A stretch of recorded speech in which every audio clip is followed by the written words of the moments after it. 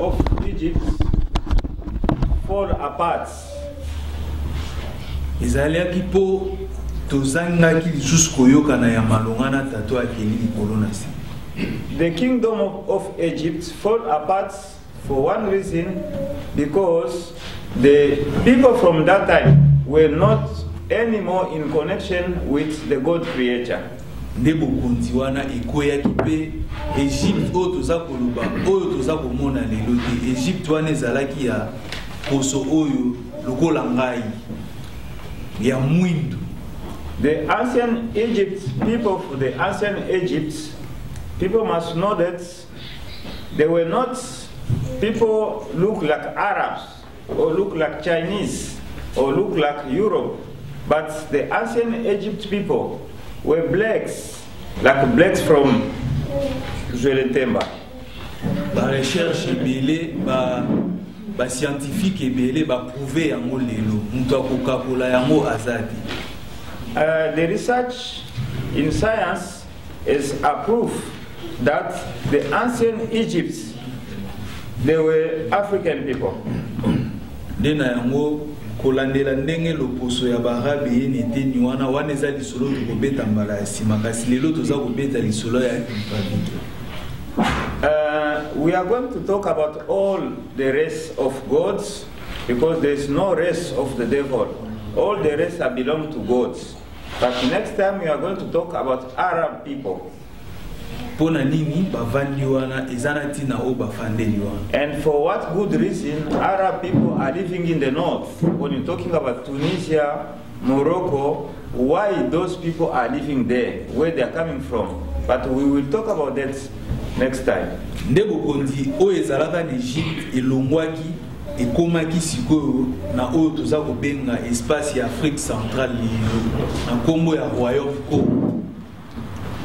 So when the kingdom of Egypt, the ancient Egypt, fall apart, the ancient Egypt were ruling by the pharaohs, which were African. The kingdom, the ancient Egypt, fall apart, and then people, they start to migrate, and they migrate way in the central of Africa, where they want to create the kingdom of Congo. Means the people who created the kingdom of Congo was the people who was coming from the falling apart of the ancient Egypt.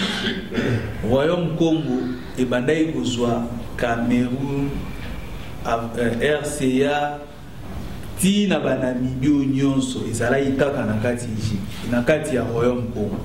The kingdom of Congo, it is not the Congo which we call today DRC.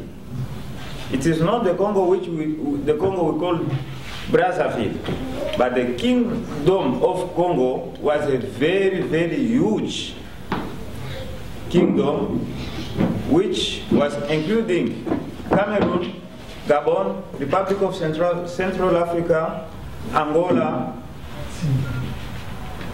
Burundi, Rwanda, Zambia. That was a kingdom of Congo. It's not the Congo which you see, the small Congo, Congo DRC. Kasi pasi ya biso baindo eza wapi pe ewute wapi po ya kipavita ya kutele. Why you see today in Africa, Africans, they still struggling, and they were struggling before. That's why you see Kipavita came. Tango loposo pembe eye na mabele na biso na koluka na bango. When Europe people came to Africa, just they were searching for the living, and they came in Africa. Po mabele ya poto kokelela ekotaki kozanga eza ekotelaki bango because baza kobenga lelo crise économique, donc ekotelaki bango kozanga. Yeah, it was a crisis which you can also call inflation, which was happening in Europe on that time, and then they start to migrate to come to Africa. Nde libaku malamu na bango, libaku mabe po na biso baye kokotela nete na royaume Congo. Fortunately for them, when they were doing research where they can find a living place, fortunately for Europe, they come to reach the Kingdom of Congo. Unfortunately for African, because it was the time for them to pay the price. Nde na ileko wana ya ba 1482 tomonaki ndeko Diego Kao akoteli akutani to amoni embouchure ya fleuve Congo. Nde lokola mai mibale wana esanganaka pona curiosité to koluka koyeba apusana amona nde ekotsaki na royaume Congo. This story was happening on the 14th century, in 1482. And the first European, which we can say he came to reach Africa, the Kingdom of Congo, his name is Diego Cao. It was in 1482. Today we are in 2018. We must know the history. It is very important. Diego Cao azalaki parmi batu oyo Europe etindaki pona kokende koluka epai wapi bakozwa lisusu bomengo po epai na bango kokelela ekotaki. Yeah, Diego Cao was like ambassador from Europe, which they sent to come and look which place it can be, you can find a living. Bazalaki ebele ba Barthélemy Diaz, bazalaki mo ebele ba Christophe Colomb epai na biso na Congo to na royaume Congo Diego Cao mutu ayaki. I think if you went to school, we are going to understand these things was happening in the 14th century.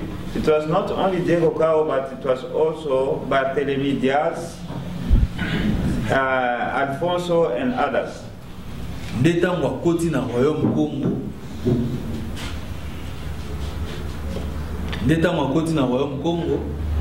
And that time, the time they reached in the Kingdom of Congo, akuti mboka bien organisé ezana nyonso. The time Diego Cao reached in the Kingdom of Congo in 1482, the Kingdom of Congo was the basket of Africa, also the basket of the world. De agoloba paradis terrestre oyo toyokaka oyo totanga na mikanda yangonga na za komona. Then Diego Cao said, I heard about the paradise. Now I'm in the Kingdom of Congo. This kingdom is a paradise. And the time he reached, he was welcomed by the people and they took him to the king.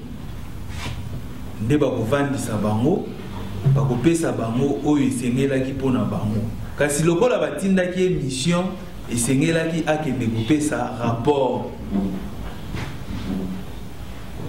Diego Cao, the time he reached in the Kingdom of Congo in the 14th century, they took him to the king, and the king welcomed very nice Diego Cao, but because he was sent as an ambassador to come and look where can find a living in Africa, you have to go and report back to Europe what he found in the Kingdom of Congo.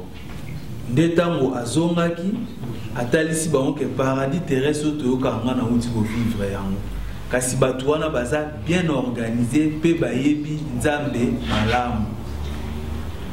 The time he reached back in Europe, especially in Portugal, he went to tell the king of Portugal as well as the Pope that's what I used to hear about the paradise.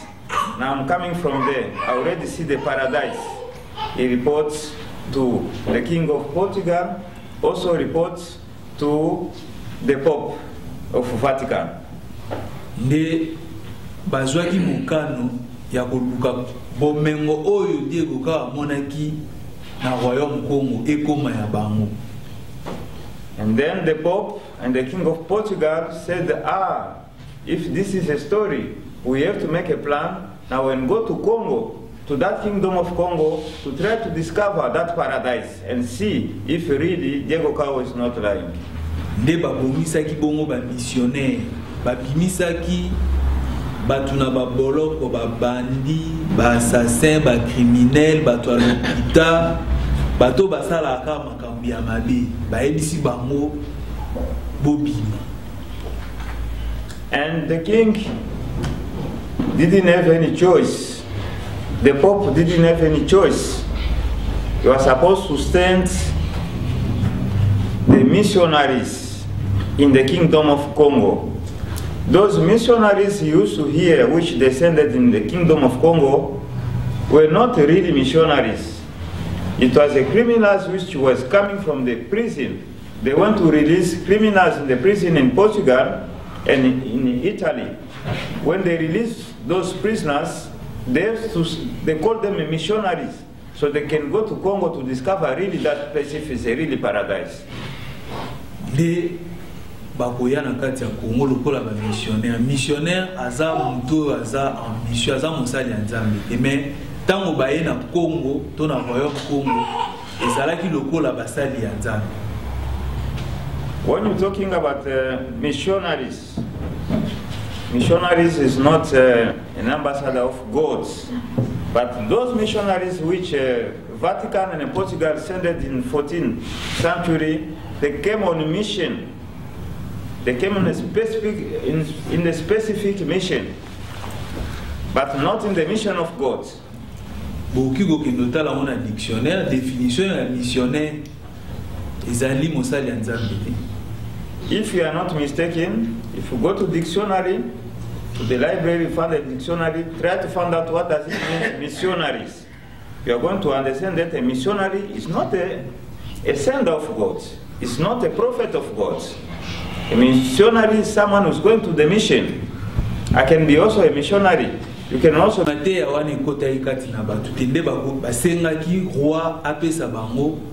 jeune Congo à l'époque, Portugal. Among the 3,000 youth which went to Portugal at that time, one of them was the son of the king. Yende akoya ko convaincre papa na ye oyo azalaki roi na période wana.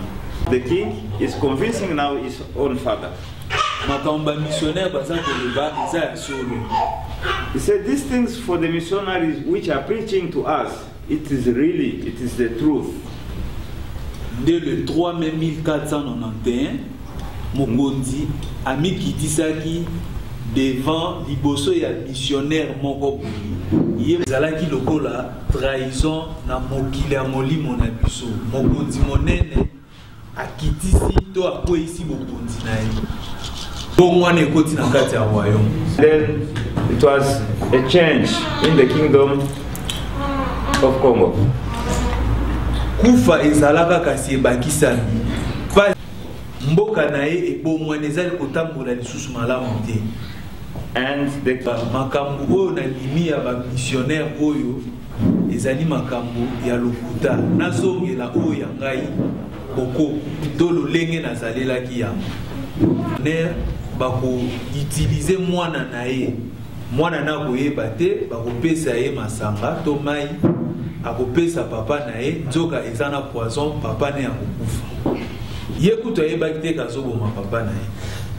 Himself, the son, didn't know that he was killing his father. Tango papa kufi mwana oyo azalaki na délégation ya 3000 jeunes oyo bakendaki kuna. When the father died, akoya kozwa place à papa. Is the one come to take the place of his father. Because it's another son who killed the father, but the one they were preparing is the one who went to Portugal. Nzobe sika wana mokolo mokonzi akoyisaki bokonzi to bapesi batem babongoli ye balongoli ye identité na ye oyo tata mokeli apesa ye.